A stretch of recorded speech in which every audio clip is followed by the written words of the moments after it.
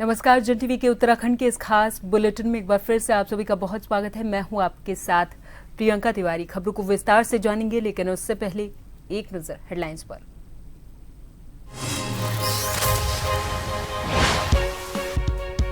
देहरादून में वात्सल्य गंगा आश्रम का उद्घाटन समारोह, मुख्यमंत्री धामी ने की शिरकत। आध्यात्मिक गुरु के साथ सभा को किया संबोधित।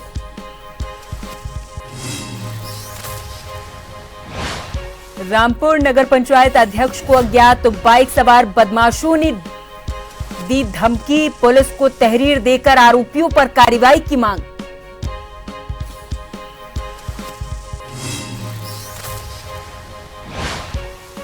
रामनगर की गौजानी क्षेत्र में कब्र खोदने का मामला, विधायक दीवान सिंह बिष्ट ने की पत्रकार वार्ता, कहा सीएम धामी को घटना से करवाया अवगत, प्रकरण की जांच करने का दिया भरोसा।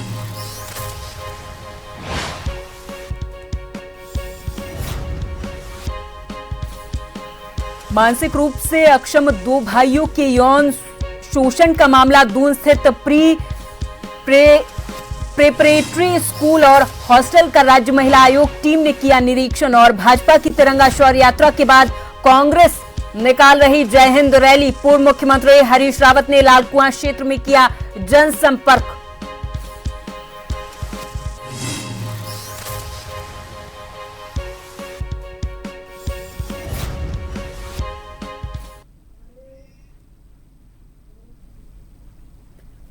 और अब खबरों को जानेंगे विस्तार से। उत्तराखंड के मुख्यमंत्री पुष्कर सिंह धामी ने वात्सल्य गंगा आश्रम में उद्घाटन समारोह में हिस्सा लिया। यहां आध्यात्मिक गुरु के साथ सभा को संबोधित करते हुए नजर आए उत्तराखंड के सीएम पुष्कर सिंह धामी।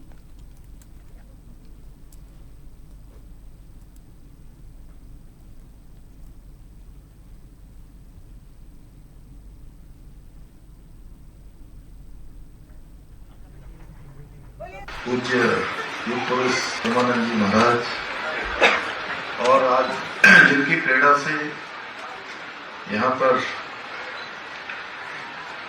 ये गंगा वात्सल्य आश्रय का लोकार्पण हो रहा, और ऐसे अनेक प्रकल्प वात्सल्य ग्राम देश के अनेक राज्यों में चल रहे हैं। हल्द्वानी के रामलीला मैदान में कांग्रेस जय हिंद रैली का आयोजन करने जा रही, जिसमें कुमाऊं मंडल के कांग्रेस कार्यकर्ताओं, पूर्व सैनिकों और सैनिक परिवारों के लोग भी हिस्सा लेने वाले हैं। कांग्रेस के इस रैली को लेकर भारतीय जनता पार्टी के प्रदेश मीडिया प्रभारी मनवीर चौहान ने कांग्रेस पर तंज कसा और कहा कि कांग्रेस मुद्दा विहीन पार्टी हो गई और आपसी वर्चस्व की लड़ाई लड़ रही है। कांग्रेस सेना के नाम पर एक होने की कोशिश कर रही, लेकिन कांग्रेस का अंतर कलह प्रदेश की जनता के सामने है।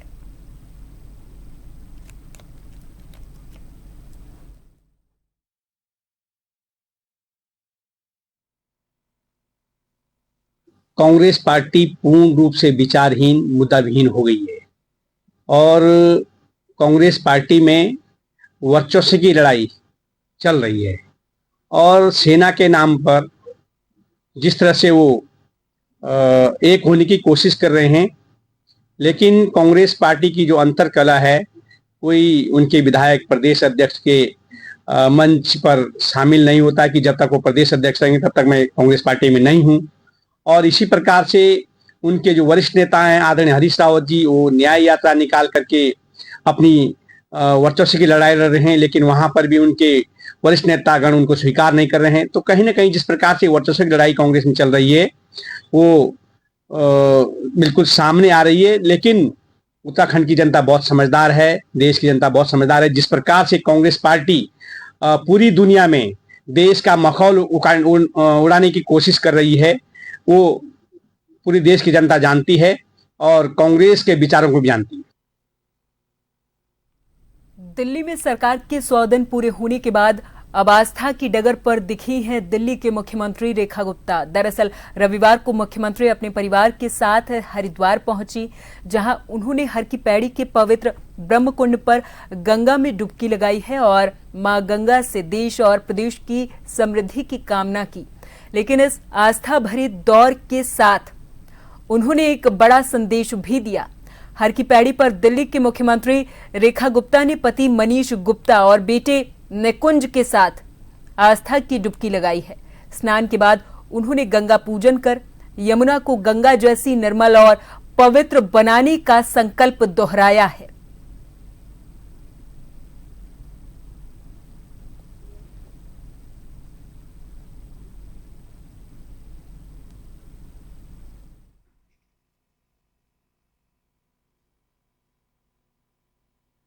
आज का ये स्नान मेरे लिए बहुत महत्वपूर्ण है। मैं लगभग अपने 100 दिन के कार्यकाल के बाद आज इस पुण्य भूमि देवभूमि उत्तराखंड में हरिद्वार में आई हूँ और गंगा जी में मैंने स्नान किया परिवार के साथ। मैं माँ गंगा के चरणों में यही नमन करते हुए प्रार्थना करना चाहती हूँ कि भारतवर्ष विकसित हो और उस विकसित भारत में विकसित दिल्ली भी अपना स्थान बनाए, आगे बढ़े और पूरे देश के लिए खुशहाली हमारी ये सरकार के माध्यम से आए और माँ गंगा का आशीर्वाद हमें मिले और यमुना जी को भी हम गंगा जैसी अविरल, स्वच्छ और सुंदर बना सकें। रुड़की की रामपुर नगर पंचायत के अध्यक्ष परवेज सुल्तान को अज्ञात बाइक सवार बदमाशों के द्वारा रामपुर में घुसने पर गोली मारकर जान से मारने की धमकी दी गई है, जिसके बाद आज परवेज सुल्तान ने पुलिस को तहरीर देकर आरोपियों पर कार्रवाई की मांग की है। रामपुर नगर पंचायत के अध्यक्ष पद पर चुनाव जीतने के बाद से ही कुछ दबंग लोग परवेज सुल्तान की जीत को बर्दाश्त नहीं कर पा रहे। इसी के चलते दबंगों के द्वारा 4 बार परवेज पर हमला किया जा चुका है। 2 दिन पहले भी अज्ञात बाइक सवार 3 बदमाश परवेज सुल्तान के कार्यालय पर पहुंचते हैं, जिन्होंने परवेज सुल्तान के कर्मचारी को धमकी देते हुए कहा कि परवेज सुल्तान को कह देना कि अगर रामपुर में आया तो गोली मारकर हत्या कर दी जाएगी।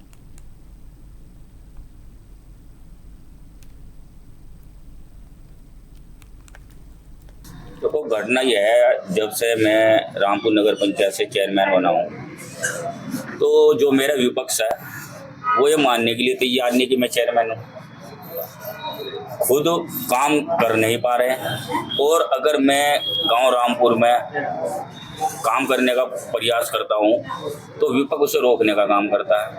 रोज एक नई फिल्म, मेरे पास लगातार 4 मेरे ऊपर हमले हो चुके हैं। उनका यही है बस कि किसी भी तरह हम परवेज सुल्तान की हत्या करा दें और रोज एक सुबह नई सोच रखते हैं वो लोग।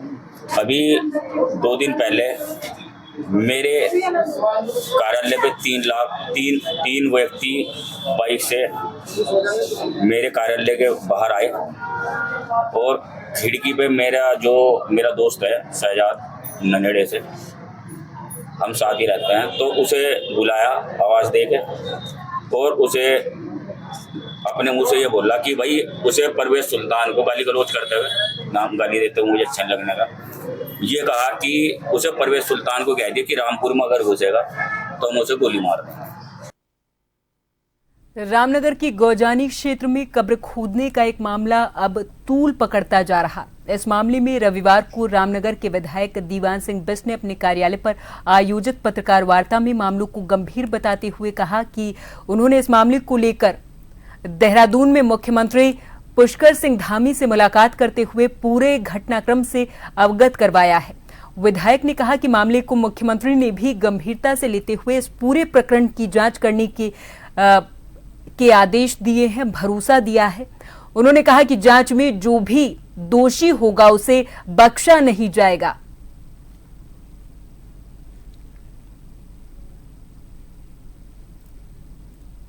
मुख्य रूप से मैं क्षेत्र की समस्याओं को लेकर देहरादून गया था, माननीय मुख्यमंत्री से बात था। तो इसी बीच में जो गौजानी कब्रिस्तान का जिस प्रकार से एक दुर्घटना हुई है तो नहीं होनी चाहिए थी, उसके बारे में माननीय मुख्यमंत्री जी ने भी मुझसे पूछा, क्योंकि जब मैं उनसे मिला तो उनको भी पूरी जानकारी थी। तो मैंने उनसे कहा कि साहब ये इस तरह की घटना हुई है, इसकी जांच होनी चाहिए। तो उन्होंने जांच का पूरा भरोसा दिया और उन्होंने अपने PRO से कहा कि इसकी जांच के लिए हम आदेश किए जाएं। तो मुझे लगता है कि उसकी जांच और होनी भी चाहिए। एक बार पता तो चले क्या है, बार बार हर वर्ष से तब उठता है, गांव वाले अलग कहते हैं, ये कुछ अलग कहते हैं। तो जो स्थिति होगी, तो जांच में जिस प्रकार से सारी पता चलेगा कि क्या स्थिति है, तो उससे सारी स्थिति क्लियर होगी। दून स्थित एक प्रीपरेटरी स्कूल से जुड़े हॉस्टल में मानसिक रूप से अक्षम 2 भाइयों की यौन शोषण का मामला सामने आया है। राज्य बाल आयोग की टीम ने स्कूल और हॉस्टल का निरीक्षण किया है। आयोग अध्यक्ष डॉक्टर गीता खन्ना ने बताया कि स्कूल का संचालन दिल्ली में पंजीकृत एक ट्रस्ट कर रहा है, जिसके लिए किसी प्रकार की शैक्षणिक मान्यता संबंधित प्राधिकरणों से नहीं ली गई है। उन्होंने बताया कि प्रीपरेटरी स्कूल की संचालिका नजदीक में किराए के एक भवन में मानसिक अक्षम बच्चों के लिए हॉस्टल चलाती हैं। टीम के निरीक्षण में हॉस्टल की स्थिति अत्यंत जर्जर मिली है। वहां किसी भी प्रकार के सुरक्षा मानकों का पालन नहीं किया जा रहा था और न ही उसके संचालन के लिए कोई वैधानिक अनुमति ली गई है।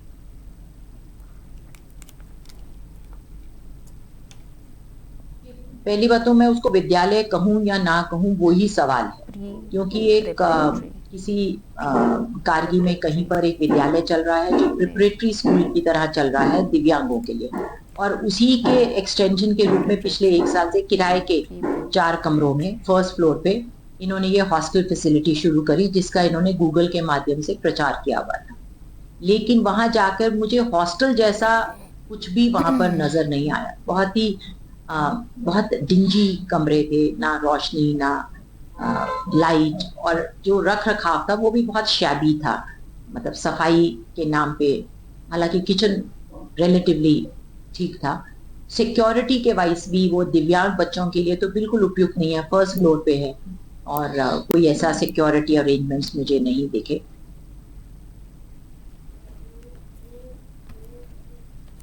भारतीय सेना के अदम्य साहस ऑपरेशन सिंदूर की सफलता के बाद भाजपा की तिरंगा शौर्य यात्रा निकाले जाने की बात सामने आई है। शौर्य यात्रा के बाद अब कांग्रेस भी जय हिंद रैली का आयोजन करने जा रही है, जिसको लेकर उत्तराखंड के पूर्व मुख्यमंत्री हरीश रावत ने लालकुआं क्षेत्र के बिंदु खत्ता में जनसंपर्क करते हुए जय हिंद रैली में पहुंचने का आह्वान किया है। इस दौरान पूर्व मुख्यमंत्री ने कांग्रेस कार्यकर्ताओं और पूर्व सैनिकों से संवाद करते हुए कहा कि जय हिंद रैली एक राष्ट्रीय उद्घोष है, जिसको एक साथ 10 शहरों से किया जा रहा। जय हिंद का उद्घोष उन सारी अच्छाइयों को लेकर किया जा रहा जो आजादी से अभी तक जो भी संघर्ष किए गए, ये उनको समर्पित है।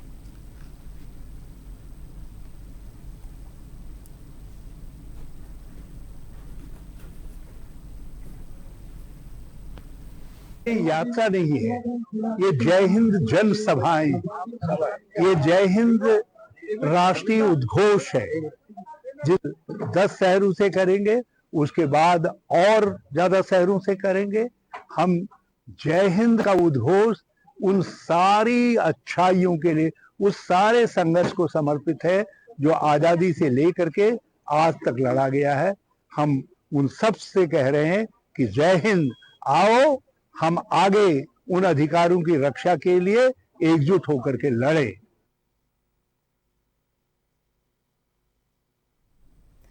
और यहां पर वक्त है एक छोटे से ब्रेक का। फौरन हाजिर होंगे कुछ और खबरों के साथ।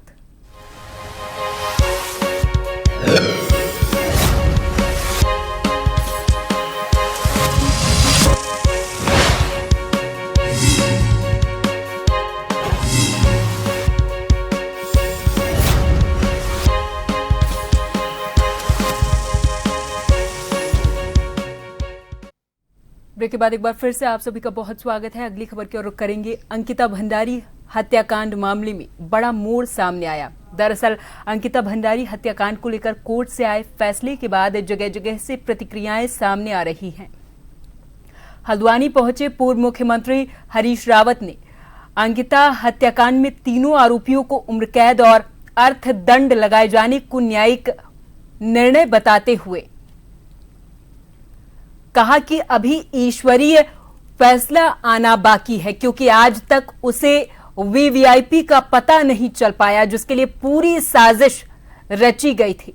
पूर्व सीएम हरीश रावत ने कहा कि सरकार वीआईपी पर आज भी मौन है और आगामी 2027 के चुनाव में कांग्रेस इसे प्रमुख मुद्दा बनाएगी और कांग्रेस की सरकार आई तो इस मामले में साक्ष्य मिटाने वाले, बुलडोजर चलाने वाले उन सभी पर कार्रवाई की जाएगी और अंकिता भंडारी हत्याकांड पर फिर से एसआईटी जांच करवाई जाएगी।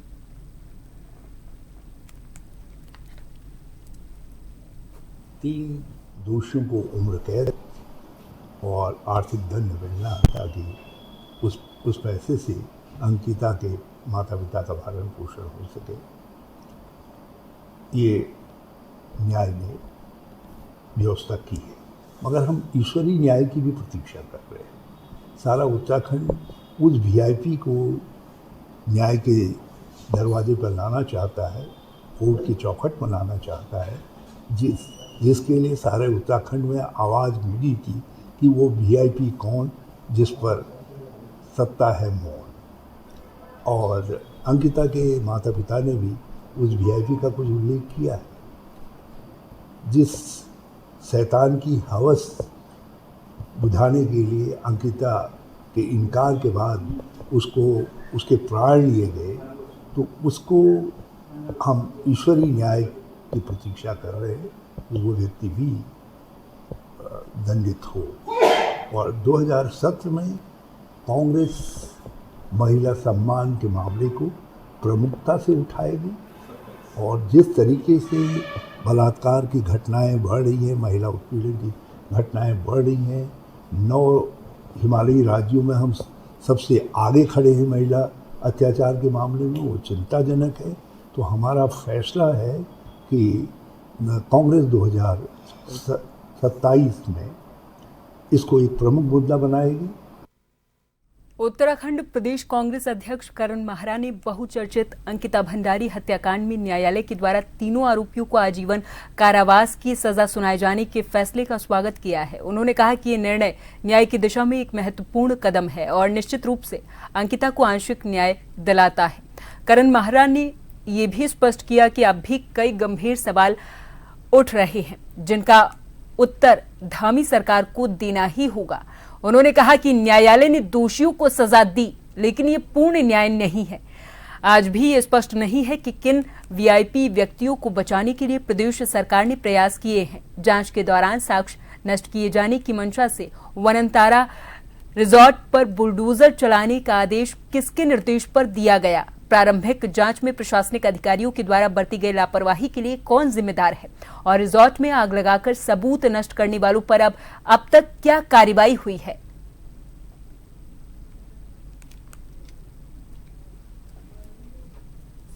पूरे सबूत मिटाने का काम किया, डोजर चलवाया, आग लगवाई और आग एक बार नहीं 17 दिन के बाद दोबारा आग लगी है। तो हम अंकिता के न्याय को आज अधूरा न्याय मानते हैं। प्रकृति को अपना न्याय करना होगा। वो वीआईपी जिसके लिए अंकिता की ये दशा की गई, उसका नाम सबके सामने आना बहुत आवश्यक है। केवल उत्तराखंड नहीं, आज पूरा देश ये जानना चाहता है कि अंकिता की जो हत्या हुई है उसका जो मुख्य कारण जो वीआईपी था उसका नाम सार्वजनिक होना चाहिए और ये लड़ाई जारी रहेगी। हम मां प्रकृति से और ईश्वर से प्रार्थना करते हैं कि वो वीआईपी जल्दी से जल्दी एक्सपोज हो और उसका नाम लोगों तक पहुंचे। मसूरी में भारत के महान शासक और जनसेविका राजमाता अहिल्याबाई होलकर की 300वीं जयंती के अवसर पर मसूरी के तिलक लाइब्रेरी सभागार में भाजपा मंडल मसूरी के द्वारा विचार संगोष्ठी का आयोजन किया गया था। इस गोष्ठी में प्रसिद्ध इतिहासकार गोपाल भारद्वाज ने विशेष अतिथि के रूप में शिरकत की है। कार्यक्रम में अहिल्याबाई होलकर के जीवन, शासन प्रणाली, समाज सुधार कार्यों और उनके ऐतिहासिक योगदान पर विस्तार से चर्चा हुई है। इस कार्यक्रम का आरंभ दीप प्रज्वलन और अहिल्याबाई के चित्र पर माल्यार्पण से हुआ है। वक्ताओं ने उन्हें धर्म, न्याय और सेवा की प्रतिमूर्ति बताते हुए उनके जीवन से प्रेरणा लेने का आह्वान किया है। प्रसिद्ध इतिहासकार डॉक्टर गोपाल भारद्वाज ने अपने संबोधन में कहा कि अहिल्याबाई होलकर न केवल एक कुशल प्रशासक थीं, बल्कि उन्होंने भारत की सांस्कृतिक और धार्मिक विरासत को भी संरक्षित किया है।